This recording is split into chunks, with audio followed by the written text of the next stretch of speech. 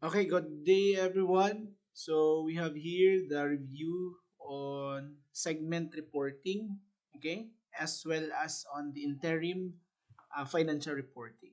Okay, so we'll start with segment reporting. So concept. So an entity shall disclose information to enable users of its financial statements not to evaluate the nature and financial effects of the business activities in which it engages and the economic environments in which it operates. Okay?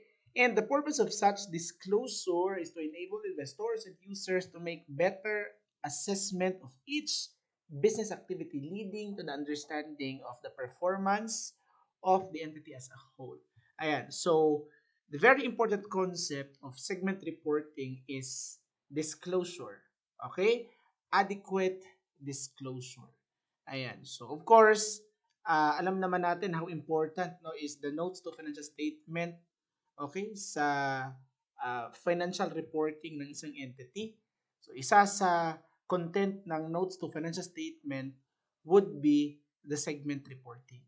So, it is but necessary, okay, or required to report segments, especially if an entity, the reporting entity has several reportable segments, or it is composed of segments.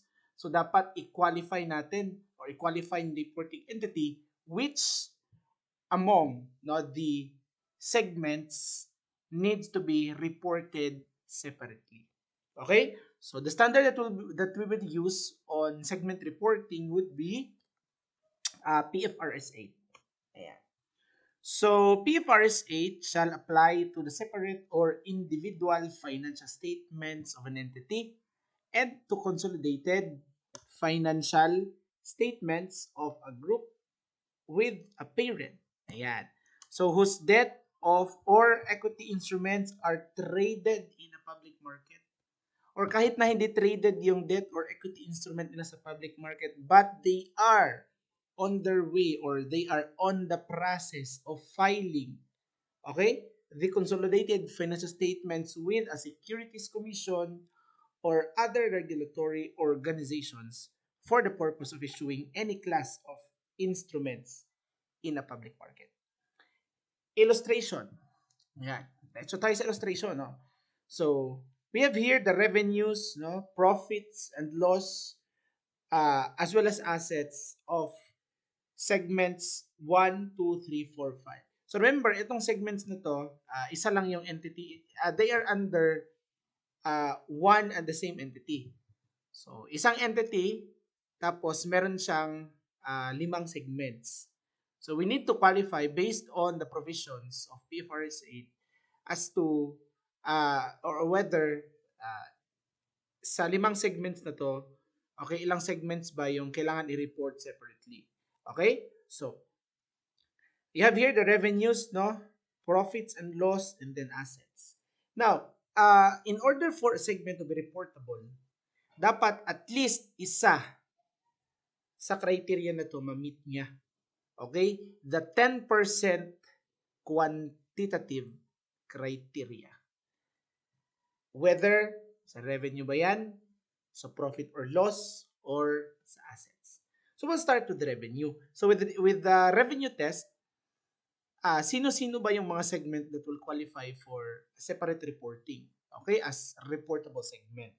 So based on revenue, we will see if sinong mga segments or ano-anong mga segments ang nag-qualify or na-reach nila yung 10% ng revenue. Total revenue. So the total revenue is 20 million.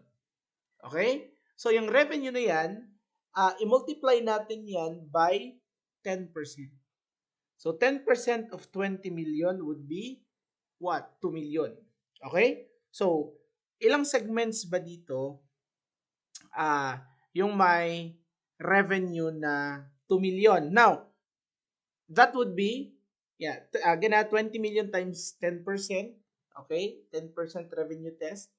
So, it would be, so it would be segments 3, segments 2, and segment 1. Okay? Ayan. So, check lang natin. So, this should be 2 million. Okay? Ayan.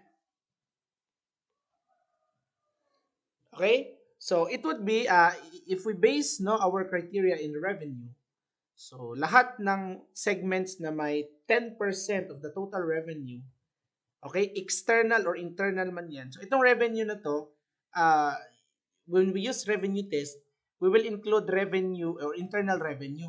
So, ano ba yung external and internal revenue? When you say external revenue, ito yung revenue ng segments as regards to, sales to parties outside the entity.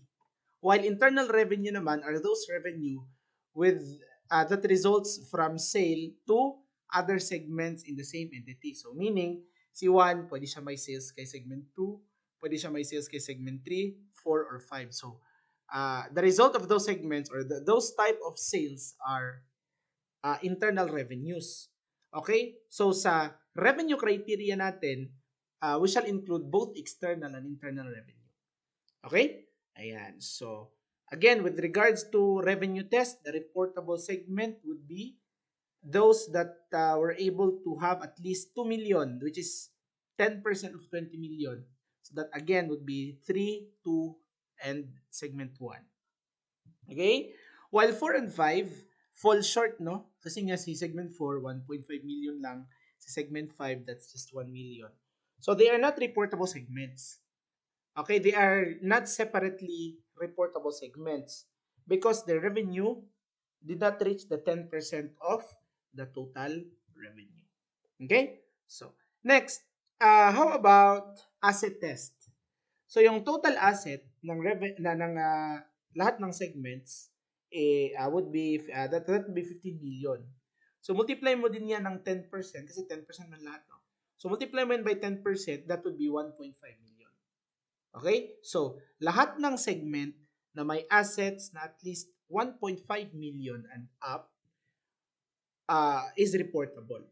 So, sino ba dito? So, yung may asset lang na nag-reach ng 1.5 million are segments 2 and 1. So, sa segment 2, meron siyang 2 million na assets. Sa segment 1 naman, meron siyang 5 million na assets. Okay? So, based on asset criteria, no, 10% of the total assets, it is only segments 1 and 2 are reportable segment, separately reportable segment.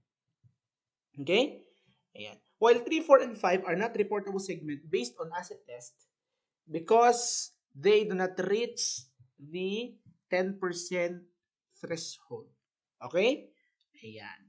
Now, so we're done with based on revenue, based on segment asset. Now, let's proceed to based on profit or loss. Now, the problem is, paano natin i-test or gamitin yung 10% criteria? There could be profit or there could be loss. So, what do we have to do is i-separate lang natin yung profit sa mga loss. For example, si segments 1, 2, and 4, okay, they posted profits while segments 3 and 5 posted loss. So, i-separate lang natin yung profit tapos i-total natin and then i-separate din natin yung loss and then total. Okay? So, sige. So, we have here the profits, the profit figure and then the loss figure. So, the profit figure of segments 1, 2, and 4, that is with a total of 2.4 million. While sa loss naman, that's from segments 3 and 5. So, that's 1,100,000. So, the total loss figure is 1.1 million. Now, kapag meron ka ng total profit and total loss figure, the next thing that you need to do is tingnan mo kung sino yung higher, si profit ba or si loss. Kasi kung sino yung higher, yan yung basis natin sa 10%. So in this case, higher ang profit at 2.4 million. So isa yung basis natin sa 10% criteria. Okay? So dahil higher si profit, so multiply natin yan by 10%. So 2.4 million na profit, total profit multiplied by 10%, that's 240,000. Meaning, lahat ng segments na may either profit or loss na 240,000 and up are reportable. In this case, segment 1 has a profit of 1.7 million, more than 240,000 criteria, reportable. Segment 2, 500,000 profit, reportable. Segment 3, loss 1 million, more than 240,000 din. That's reportable. So meaning, kahit na yung basis natin, si profit, basta kay yung mga segments na yan, na-reach nila yung 240,000 na threshold, kahit na from profit yan or loss, they would still be reportable. While segments 4 and 5 are not reportable since segment 4 only have 200,000 of profit. Okay, that's below 240,000 na threshold. And si segment 5 may loss na 100,000, that's still below the 240,000 na threshold. Okay? Ayan. Now, in conclusion, tingnan natin kung sa tatlong criteria na to, sino yung reportable. Now, sa based on revenue, that would be segments 1, 2, and 3. Sa asset test, that's just segments 1 and 2. Sa profit test, profit or loss test, the reportable would be segments 1, 2, and 3. Okay, si 1, si 2, and si 3. So meaning, the reportable segments are segments 1, 2, and 3. Now, kahit na si segment 3, hindi siya reportable based on what? Segment asset na criteria. Why?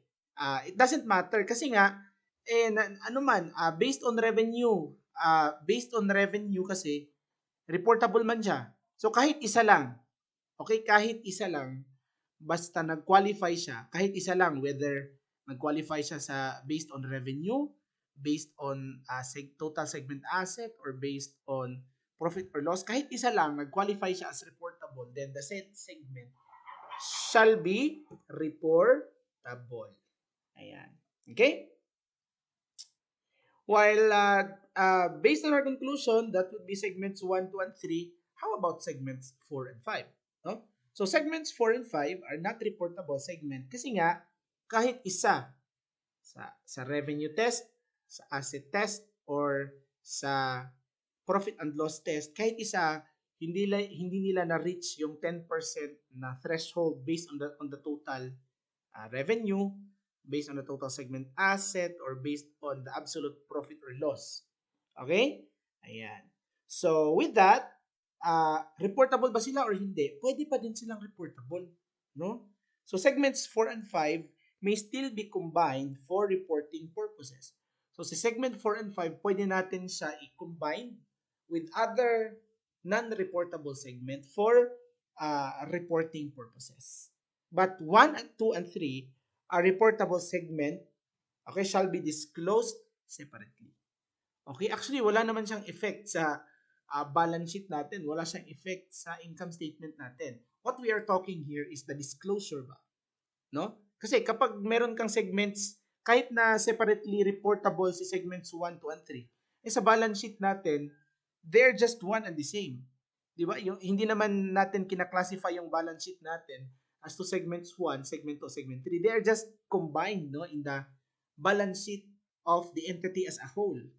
Okay? Kapag nag-report na yung entity class, kahit na ilang segments pa yan, i-report pa rin niya yan as one. Okay?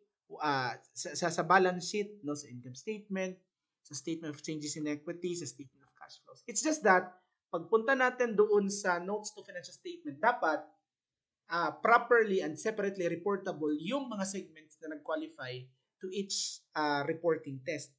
Kasi nga, again, it would be very necessary and helpful to our investors, to our stakeholders, to our shareholders, to know ano na ba ang status ng business natin. Okay, ilang segments ba meron yung business? Ano ba yung performance ng mga segments ng entity?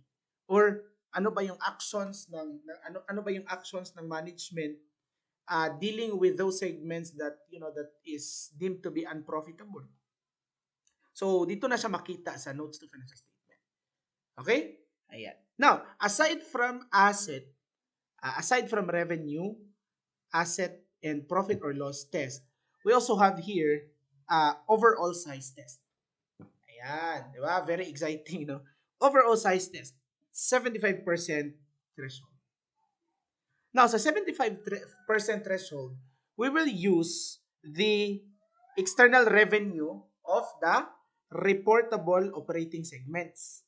Okay? So, meaning, from the revenue na ni-report ng mga reportable segment, meaning, sa external revenue ni 1, 2, and 3, we will see whether the combined external revenue, okay? Walay labot sa internal revenue na ha.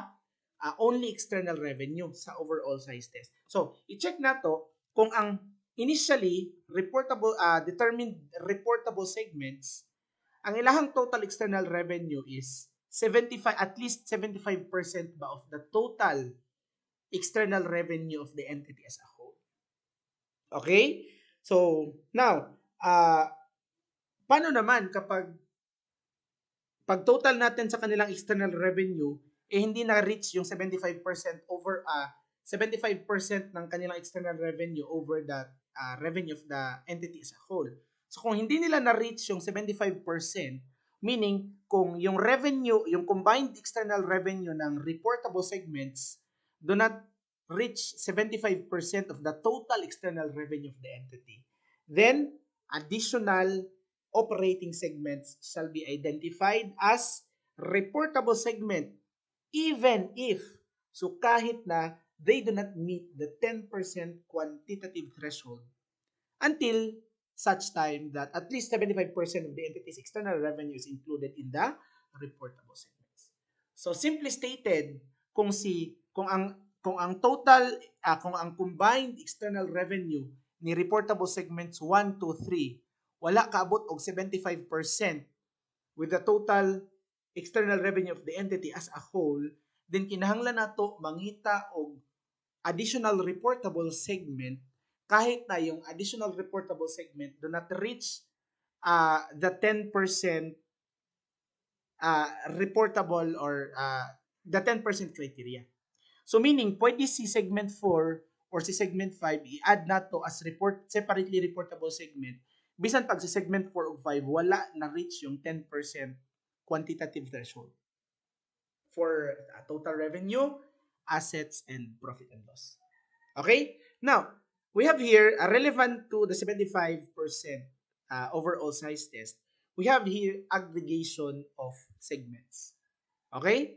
So, 2 or more operating segments may be aggregated into a single operating segment if the segments have similar economic characteristics and the segments share a majority of the following 5 aggregation criteria. Now, to help or to reach the 75% external revenue threshold of the entire reportable operating segments, we need the aggregation of those initially not reportable segment para lang ma-reach yun ang 75% criteria. Okay? But before we aggregate, we cannot just pick segments, ikaw reportable ka, ikaw reportable ka. Dili. We need to what? We need to meet or we need to check on this aggregation criteria. So dapat daw at least 5, at least majority. Now we have here 5 aggregation criteria. At least daw majority of the aggregation criteria are met para pwede natin ma-aggregate yung mga non-reportable segment. Again, so that ma-reach yung 75% threshold overall size test. Okay? Sige. So, ano man yung mga aggregation criteria? So, we have here the nature of product or service. So, meaning, dapat pareha silang product and service. No? Pareha sila og production process. Dapat pareha sila og customers. Okay, class of customers. No? Customers ABC ba? Or the DE? Or depende na yan kung giunsa nila pag-classify silang mga customers. No? We have the middle class. No? The average class. Ayan. So, depende na yan. Marketing method or the method used to distribute the product. Okay? Or they have the same nature of regulatory environment. For example, no, they are in the same industry in banking or insurance or public utility. Ayan. So, at least daw three of the 5 aggregation criteria ma-meet para pwede natin i-aggregate yung mga segments. Okay, sige, we have here illustration. So an entity has no inter-segment sales and has the following operating segments with their corresponding revenue. So meron siyang 8 ka-segment, segments 1 to 8. So ito yung mga revenues nila, no? So merong 2.4 down to 400,000. So the total revenue is 8 million. Okay? So ano na, no? Diretso na kasi meron ng percentage. So paano ba kinuha si percentage? That's just kung revenue ni segment 1 is 2.4, i-divide mo lang yan by 8 million, that's 30%. It means na 30% of the total segment revenue is provided by segment 1. Okay? 20% of the segment revenue is provided by segment 2, and so on. Now, assume that the remaining segments did not also satisfy the other criteria or the other criteria of profit or loss and total assets. Ayan. So, based on the revenue criterion, the reportable segment are segments 1, 2, and 3. Okay? And by the way, dapat yung revenue na to ay external. Okay? So, sabi kasi dito, it should be 75% of the total external revenue of reportable segment. So, i-add na lang natin dito sa revenue natin na that is the external revenue. Kasi in getting the 75% criteria, okay, overall size test, dapat external revenue lang. Ayan. And assuming, okay, we assume that the segments do not have internal revenue. So lahat ng revenue ng segments ay external revenue lang. Okay? So wala siya sales to other segments din ba, no? Okay? Ayan. Now, kung tingnan natin, sino ba dito? Assuming na hindi din na reach or hindi yung other segments, that's segments 4 to 8, they also do not qualify sa 10% quantitative threshold, no, or criteria sa asset, sa total segment asset and profit and loss.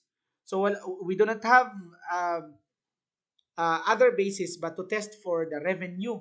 So kung sa revenue test niya, wala sila other revenue but just external revenue. And based on the 10% revenue test, it would only be segments 1, 2, and 3 yung mag-qualify as reportable. Why? Kasi sila lang yung nag-reach ng 10%. Okay? Sila yung nag-reach ng 10%. So 30% kay 1, 20% kay 2, and 15% kay 3. Now, okay, sige. So, initially, sila yung na-determine natin na reportable segments. Okay, sila yung initially determined to be reportable. Okay, so, assuming nga si 4, 5, 6, 7, and 8, wala po nila na-meet ang asset test and kitong profit and loss nga test. So, initially, sila lang yun ang reportable. 1, 2, and 3 lang yun. Now, after determining or after identifying the initially reportable segments, proceed na dayon ta sa overall size test. So, tanaw na to kung ang total, percent ng kanilang external revenue to the total external revenue of the segments is 75% ba? So, kung na lang, pick up na lang natin yung percent, no? Kaya hatag naman siya. So, the revenue of segment 1 is 30% of the total revenue, external revenue ng segments.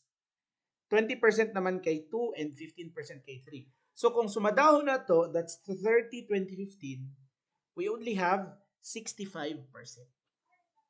Okay? 65%. Yung overall size test natin, 75%. So ang nahitabo, kulang og 10%. O, saan man nato na, kung initially atong na-identify as reportable segments is 65% lang ilang total external revenue over the total external revenue of the entire segments or of all the segments. So, atong buhaton is mamili ta among 4, 5, 6, and 7, and 8. Mamili ta sa ilaha kung kinsa atong i-add or i-consider natin as reportable even if they do not meet the initial criteria or initial test, no, sa katong 10%. So, mamili ta. So what we have to do is okay, so aggregation. Uh, two or more operating segments may be aggregated into one reportable segment to achieve the 75%, no? To achieve the 75% of entities external revenue threshold. So two or four, ano man? Oh, the rest is 9 man. So kung 65, si 4 lang itong i-consider to be reportable. Oh, pila man na? 74 lang. Kulang paghihapon. So kailangan tayo mag-aggregate. Okay? So mamili ta 4, 5, 6, 7, 8 nga dapat i-aggregate na to. Pero dapat before natin sila i-aggregate, at least no, at least 3 of the aggregation criteria is met. Okay? By the segments nga we are planning to aggregate for the sake that the 75% overall size test will be met. Okay? So, ayan, the operating segments to be aggregated must have similar economic characteristics and share a majority of the 5 aggregation criteria. Now, assuming si segment 7 and 8 have similar products, they also have similar production process, and they have similar marketing method and are not operating under regulated environment. So they have the same economic environment and they share majority of the 5 aggregation criteria. Oh, that's 1, okay, 2, and 3. So majority of the 5 aggregation criteria are met by segments 7 and 8, no? Okay? So pwede na to sila i-aggregate. Okay? So i-aggregate na to si 7 and 8. So to aggregate 7 and 8, tingnan natin kung ilang percent ba yung external revenue nila compared to the total revenue, no? Total external revenue. So si 7, meron siyang revenue na 6%. Okay, yung percentage ng kanyang revenue over the total external revenue ng segments is 6%. Kay segment 8 naman is 400,000, that's 5%. So 6 plus 5, that's 11%. I-add ni mo na sa 65%, so na-achieve na nato ang 75% overall size test. In fact, naging 76% pa nga. So meaning, aside sa segments 1, 2, and 3, segments 7 and 8 can be aggregated. So 6% yung revenue ni 7, 5% naman yung kay 8. So the total aggregated revenue of segment 7 and 8 is 11%. So kung i-add nato sila tanan, we now have 76%. Thus, the remaining 4, 5, and 6 shall be considered not reportable and lumped to the other segments category. So, yung separately reportable segments are segments 1, segment 2, 3, and aggregate segments 7 and 8. Okay, so i-aggregate natin si segment 7 and 8. Okay? And then, report them separately. Ayan. So, what do we do with segment 4, 5, and 6? So, segment 4, 5, and 6 shall be lumped, no? So, isahon lang nato sila, i-lump, and then they will be reported as other segment category.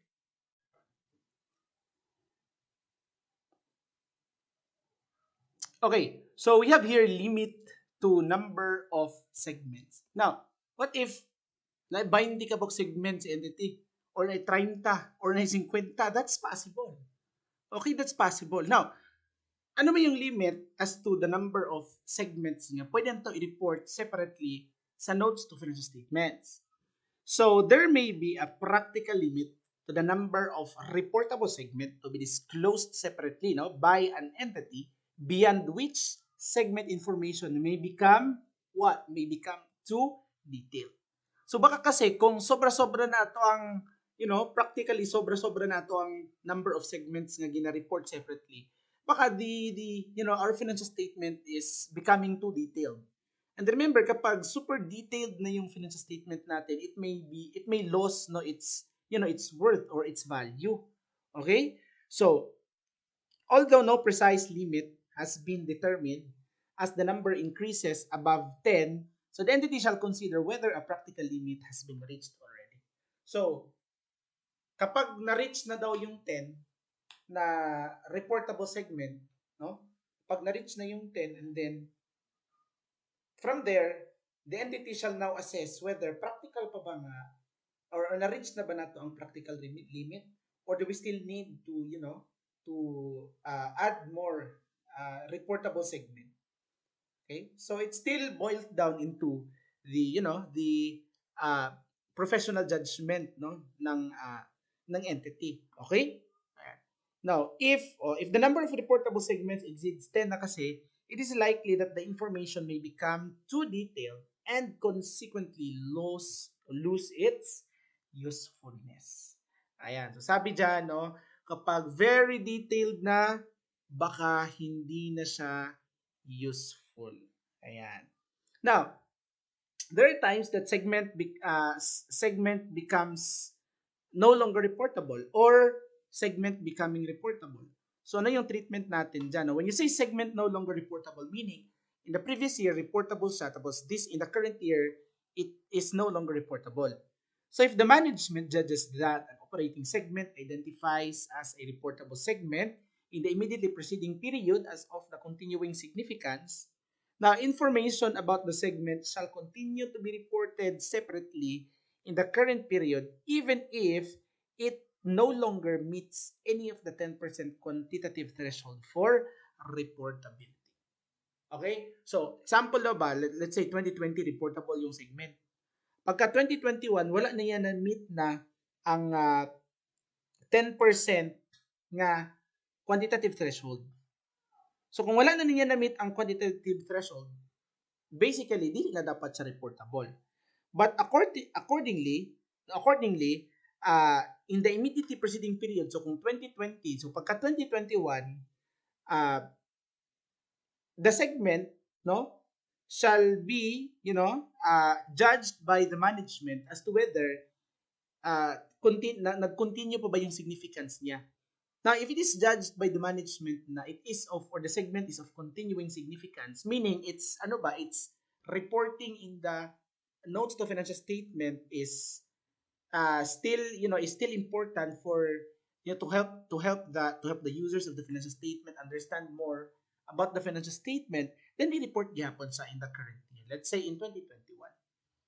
Okay, kung 2020 reportable siya pagka 2021, wala na niya na-meet ang 10% criteria, so mo-judge dayon si management as to importante pa ba gyapon si segment.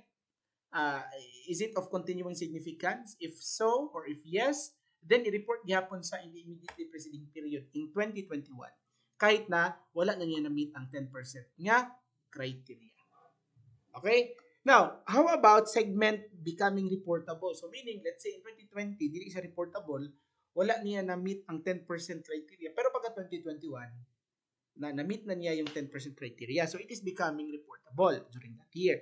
So if an operating segment is identified as a reportable segment in the current period in accordance with the 10% quantitative thresholds, segment data for a prior period presented for comparative purposes shall be restated.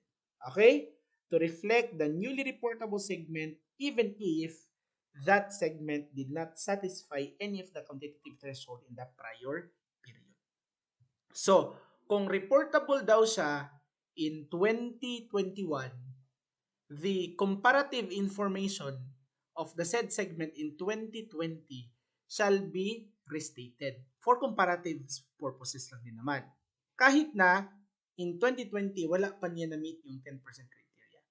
That's just to present in comparison that the segment has become reportable in 2021 and restate natin yung kanyang operations or results of its operation in 2020. Again, even if the segment did not reach the 10% criteria in 2020. Okay?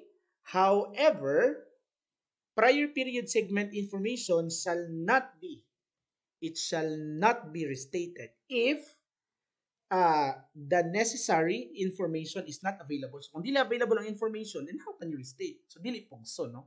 And if it is available, but the cost of obtaining or developing such information would be very excessive, wag na lang. Kasi baka wala ng cost-benefit relationship dyan. Baka yung cost, if i-push through yun na to, ang restatement just for comparative purposes is very costly na siya to the point niya na ang cost nag-exceed na sa benefit. So, wag na lang. Okay? But of course, if readily available naman, and it is practical to generate the said information, why not? Okay? Why not? Yan. Now, information to be disclosed, okay, for each segment. So we have here, an entity shall disclose the following for each reportable operating segment. So ito yon, disclosure. First, general information. Next, information about profit or loss, no, including specified revenue and expenses included in the measure of the profit or loss, segment assets, segment liabilities, and the basis of measurement. Now, reconciliations of the totals of segment revenue, profit or loss, segment assets, segment liabilities, and other material segment items to corresponding items in the entity's financial statement. So, parang i-reconcile natin yung total assets, liabilities, revenues, and profit ng lahat ng segments, i-reconcile natin sila to the amount being reported by the entity as a whole. Okay? Now, ano ba yung dinidisclose natin na general information about the operating segment? So, first is that the factors used to identify the reportable segments, including the basis of organization. So, sa disclosure ng general information, we need to disclose as to paano ba natin kinlassify yung mga reportable segment or paano natin identify that the said operation is a separate segment. Okay? So, for example, whether management has chosen to organize the entity around differences in product and services. Okay? So, kung nakay segments, let's say, nakay operation nga imuhang ang production is, let's say, mga shampoo. Nakay operation nga ang ilang production is, let's say, mga, let's say, basta no, mga apparels. Ayan. Or nakay production nga ang imuhang gina-produce would be, let's say, furniture. Okay? So, iba-ibang products man yun. Shampoo to apparels to furniture. So, pwede na to i-disclose or we need to disclose sa general information ng mga segment nga ang mga segment, i-identify na to based on the products and services. So, sa shampoo, ibang segment yon, sa apparels, ibang segment, or sa furnitures, ibang segment man yon. Okay? Or pwede din, in geographical areas. No? Let's say, meron kang operation in Japan or in Philippines. Meron kang operation in US, in China. O pwede natin i-disclose nga. Ato ang segment is classified sila based on their geographical locations. Okay? So, ibang segment yung sa Japan, isang segment yon, isang segment din sa Philippines, isang segment sa US, and isang segment sa China. Or the regulatory environment or a combination of factors and whether operating segments have been aggregated. Now, we have types of products also and services from which each reportable segment derives its revenues. Ayan. So, isa na siya sa mga general information na dapat natin i-disclose. Now, with regards to the profit or loss naman, assets and liabilities, ito yon, no? So, an entity shall disclose for each reportable segment a measure of profit or loss, total assets and liabilities. So, the entity shall disclose a measure of profit or loss under all circumstances. So, under all circumstances daw, a measure of profit or loss shall be disclosed for each operating segment. However, an entity shall disclose a measure of assets and liabilities lang or total assets and liabilities for each reportable segment if and only if such an amount is regularly provided to the chief operating decision maker. Well, if it is not regularly provided or the said information is not regularly provided to the chief operating decision maker, then no need to disclose the measure of total assets and total liabilities. But profit or loss, under all circumstances, whether the said information is regularly or not regularly reported to the chief operating decision maker, again, measure of profit or loss under all circumstances shall be disclosed. Ayan. Ayan. So, profit or loss. An entity shall disclose the following if the specified amounts are included in the measure of segment profit or loss, or otherwise regularly provided to the chief operating decision maker, even if not included in the measure of segment profit or loss. So lahat ng dato class, di ba sabi natin kanina, under all circumstances. So whether or not, no, provided ba siya to the chief operating decision maker, even if it is not included in the measure of the segment profit or loss, shall be disclosed. Okay? Ayan. So, revenue from external customers, yung mga customers outside the entity. Revenue from transactions with other operating segments of the same entity, no? Pero itong ganina, sa segments 1 to 8. So, itong, if na-sales si 1 kay 2 or si 2 kay 3 or si 1 kay 8 or si 1 kay 7, so i-report na siya. Those, kasi nga, those are internal revenues. And internal revenue, no, both external and internal revenue shall be reported or disclosed. So, interest revenue and interest expense, no, depreciation and amortization, material items of income and expenses as required by paragraph 97 of PAS 1. The entity's interest in the profit or loss of associate and joint venture accounted for by the equity method. Okay? Ayan. Income tax expense and material non-cash items other than depreciation and amortization. So, lahat ng to requires disclosure. Kasi nga, all of this affects profit or loss. So, note that interest revenue, so pwede kasi si interest revenue and interest expense ilump. No? But, under note, no, the interest revenue and interest expense must be reported separately unless a majority of the segment revenue is from interest. So kung majority of the segment revenue is interest, meaning ang kwarta sa or ang pangwarta ni segment is lending, so majority of its revenue is really from interest revenue. So if that's the case, then any interest expense may be what? Maybe just lumped or offset, no, from interest revenue. However, the chief operating decision maker relies primarily on net interest revenue in assessing the performance of the segment and in making decisions about resources to be allocated to the segment. So kahit na class, they are reported separately, no, kahit na reported separately si interest revenue, interest expense, meaning wala sila gina-offset, ang ginabasihan gihapon ni chief operating decision maker is the net interest o net interest income or net interest expense ba yan in assessing whether kailangan ba ng additional resources si segment. Okay? Or with regards to any other decisions nga pwede makamap ni chief operating decision maker. Now, segment revenue and segment expense. So, hindi nag-provide ng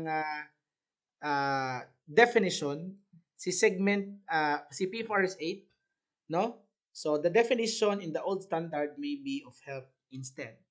So, di ba sa segment revenue, so based on the old standard, segment revenue is revenue that is directly attributable to a segment and the relevant portion of entity's revenue that can be allocated on a reasonable basis to the segment. So, yun yung definition ng revenue. Ayan. So, specifically, segment revenue includes sales to external customers and inter-segment sales. So, mo to, lahat ng revenue shall be what? Disclosed, both external and internal revenues. For segment expenses naman, no, ito yung expense resulting from the operating activities of the segment that is directly attributable to the segment and the portion of an expense that can be allocated on a reasonable basis to the segment. So, under PFRS 8, hindi siya nagbigay or nag-define ng segment asset. Okay? So, the amount of total asset disclosed for a reportable segment shall be the measure reported to the chief operating decision maker. So, again, the old standard of segment assets may be of help. No?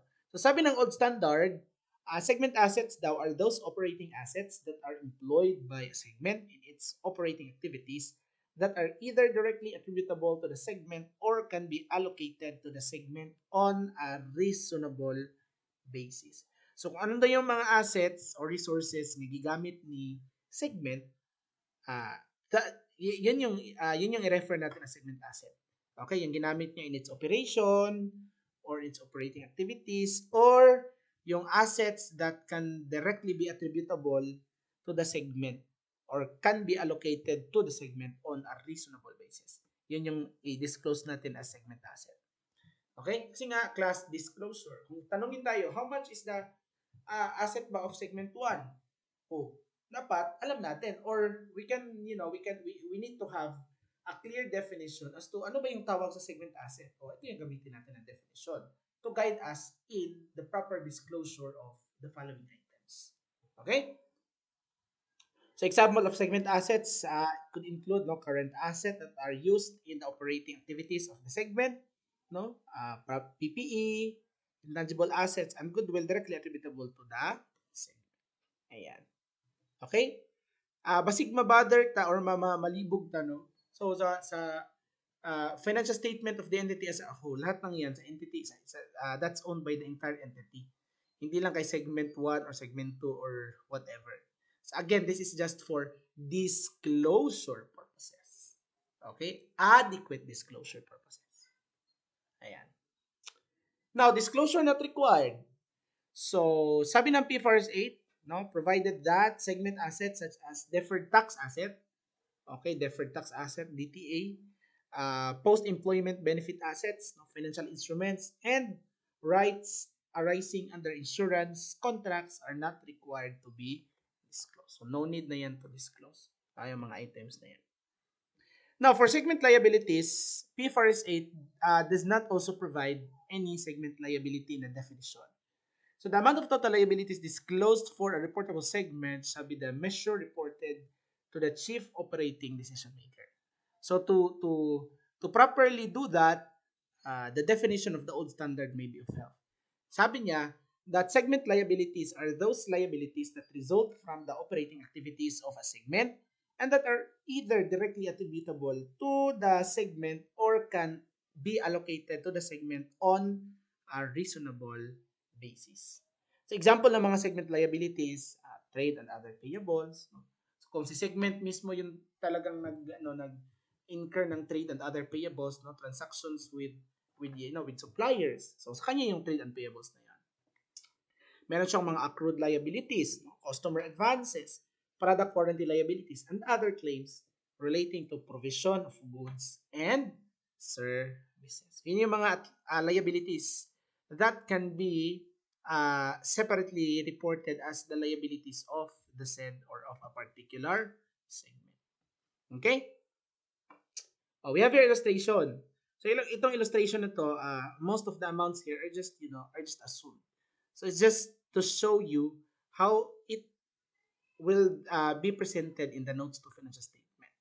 So illustration, the implementation guidance 3 of PFRS 8 provides that the following suggested format for disclosing information about reportable segments, profit or loss, total assets, and total liabilities. So in this illustration, the chief operating decision maker decided not to allocate income tax expense to reportable segment as a measure of profit or loss. So decision yon yung chief operating decision maker.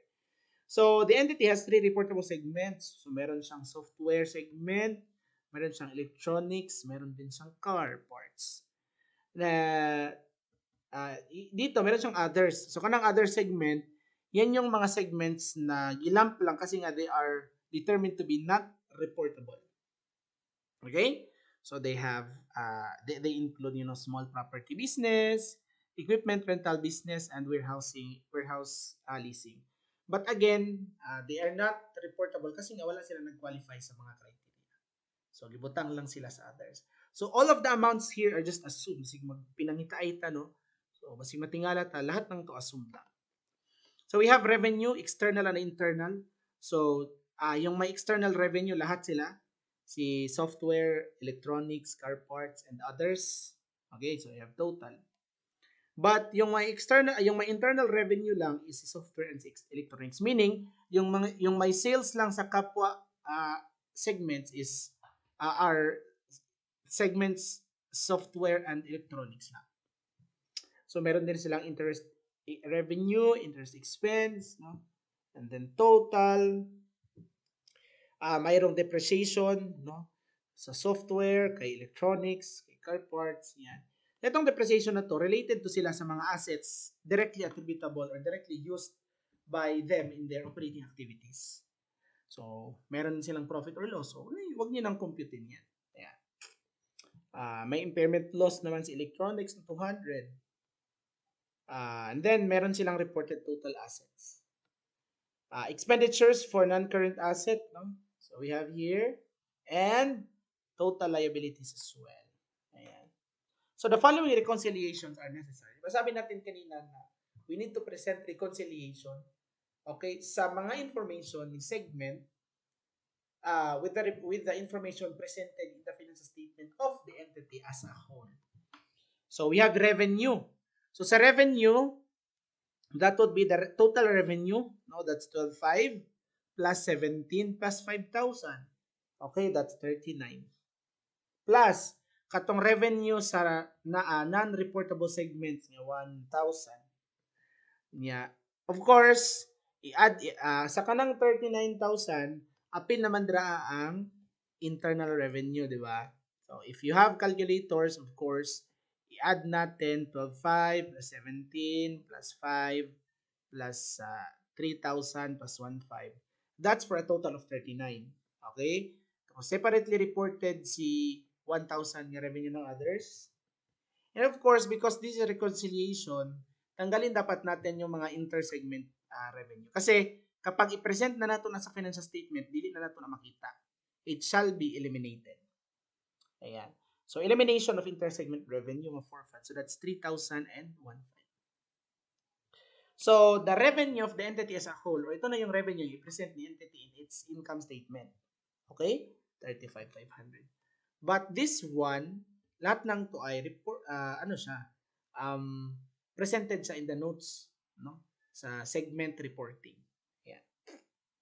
Profit or loss naman, you have profit ni segments, ni software, ni electronics, ni car parts, and then others. Ayan. So, the total for the reportable segment na profit is 1,1 plus 2,4, that's 3,500 plus 500, that's 4,000, no? Okay, i-add natin yung profit ni katong segment nga, dili reportable, non-reportable segments. And then, may elimination. So, ano lang yan? Dummy joke. Ano lang yan? Assume. Sa assumption lang yan. No? That's elimination of intersegment profit. So, ito kasing intersegment profit, ito yung profit, ito yung gross profit na that is the result from, itong internal revenue. Okay, so dahil may reported sila, yung na-report kasi dyan na profit, yung profit na yan is inclusive of the internal revenue. So, tanggalin natin yan. Okay? So, assuming na 500 yung internal profit from intersegment sales, so tanggalin din natin yan. And then, assuming there are litigation settlement received and corporate expenses. So, kanang litigation, wala ilabot ang mga segments, anak. So, that is from the entity as a whole. Yan namang corporate expenses no longer allocated to the segments. So, reported yan siya by the entity as a whole. So, nga, it is not allocated or classified to belong to only a certain segment. So, dili na siya adjustment sa ubos. Okay? So, the profit to be presented by the entity in its income statement as a whole would be 3,350. So, that may be in million yen class na. Million. Yeah. Next would be total assets. So, we have the total assets of reportable segments. I-add na to ang total asset of non-reportable segments.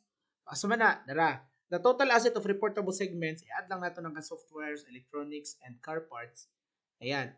Tapos, plus the total asset of non-reportable segment. So, the total asset to be, tapos napag corporate assets niya unallocated, meaning it cannot be allocated to just or to the segments, the reportable segment. So, unallocated siya. But still, pag nag-prepare na si entity ng financial statement, ng balance sheet, that would still have to be what? Reported, of course. Okay? So the total corporate asset is 82,500. So the total liabilities of reportable segments is 44,000, while the total liabilities of non-reportable segment would be at 200. Yan ay 5,000 liabilities that cannot be allocated to the segments. So the total liabilities to be presented by the corporation now in its statement of financial position would now be at 49,000. Okay?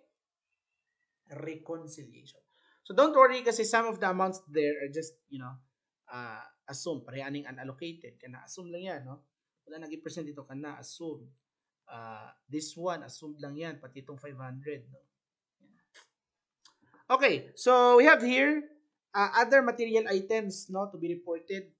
So we have interest revenue and interest expense. So i-disclose din natin yan class ito. Revenue and expense, tapos na ay mga assumed adjustments. So the assumed adjustments are, presented here. Okay? So report sila separately, no? The depreciation, so the total depreciation segment total, that's 300 plus 16 plus 11. So that would be 3,000. So 3,000 yung total depreciation din. So impairment loss of the segment total 200. And then expenditure for non-current assets. Yan. So segment total tapos na adjustment or maybe saan ni siya sa unallocated nga expenditure, okay, on non-current assets, ito yung total. Okay? So that's reported segment. So ganyan lang, no? So mostly sa kaning segment reporting, this is just, a matter of disclosure.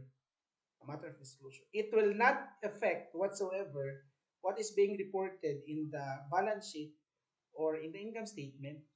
Okay, sa disclosure lang gid siya class. Okay? So again, this is just for, adequate disclosure purposes. Kasi kay pag you have too many segments na kasi the readers or the users of your financial statement might need more information to understand as to kung saan na yung mga nahitabo, no? Okay. Pila na ka segments ang naa. Sa pila ka, sa number of segments, pila dito ang reportable. Pila dito ang non-reportable. Okay. Next, we have here major customers. So, major customer, ano ba yung major customer? A major customer is defined as a single external customer that provides revenue which amounts to 10% or more of an entity's external revenue. So, siya daw yung, kung kana nga external customer is ang imuhang sales, ang sales ni entity sa iyaha is 10% or 10% or more, then you need to disclose the said customer as major customer. Now, pang isang tao lang ba? No. So pwede ang major customer isa lang katao or several people. But if it is composed of several customers to be classified as major customers, they must be from the same group with the same parent. Okay? Or they are customers nga from the government, no, for example, na kay customer from the Department of Health, from the Department of Education, from the Department of, Social Welfare and Development. So kung na kay sales sa ilaha, bisan pagdaghan sila, yeah, they are just in the same government man. Okay? So, imuhang sales sa ilaha is mag-accumulate ng 10% or more. So they are still what? Major customer. Okay? Yan, major customer. So we have here the disclosures necessary for major customers. No? So the major customer disclosure means that an entity shall provide information about the extent of its reliance on its major customer. Okay, gaano ba tayo reliant on our major customers? Nga kung mawala sa major customer, unsa kay mahitabo sa entity, unsa ka ang possible nga mawala nga revenue and profit kung mag-shift or mobalhin si major customer, or the entity shall disclose such reliance on major customers on the total amount of revenue. Of course, kasi nga major customer dapat i-disclose natin kung pila ang total amount of revenue to the identified major customers. And from major customers and revenue from major customer and the identity of the segment or segments reporting the revenue. So sino-sino ba yung mga segments nga nag-report og revenue that made these customers to be classified or separately reported as major customers. Ayan.